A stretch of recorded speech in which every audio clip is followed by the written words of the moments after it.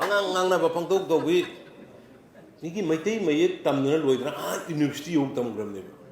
hudik sillo ine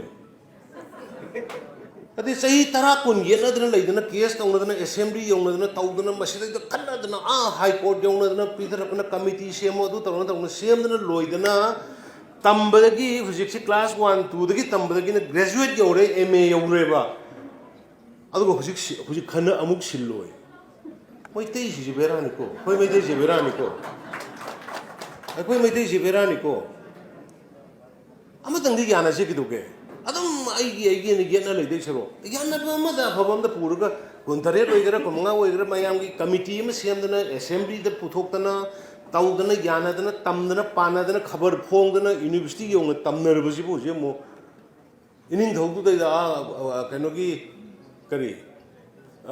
classical language alana ba hai bu bu mo inin thogdu bu ngana kana no Facebook da world meeting forum abra masiba ate da khara respect laina gada bani inin thogdu da mana hiding ba laira kadi go and seek permission unarga hayo kayam phawbu jano kano inin thogda du gaina Facebook da ka tawradana sugumba ma khoigi set style khara leiri ba sina ne khoi society punba yaramdri je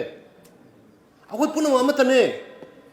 manipur da tariba naga oigera kuki oigera maitai pangal oigera enni akhoi amatane sigi ego si thado ko da bani inin thogdo mana Facebook da wi question to we abro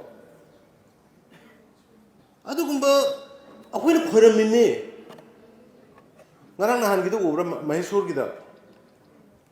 Mysore gida Honorable Prime Minister Narendra Modi ji na yoga to matamda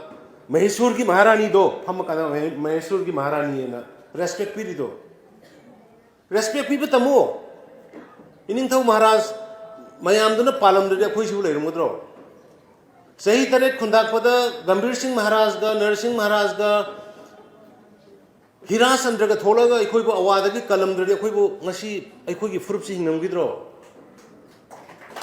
akhoi gi furup si hinam gidra ba madu gi sensu yaw taba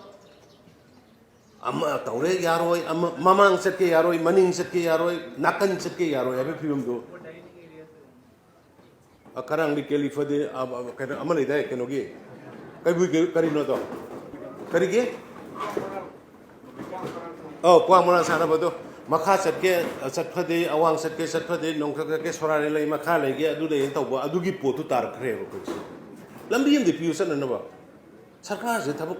mayam gi tawge na tawra bu sarkar na tawisi mayam gi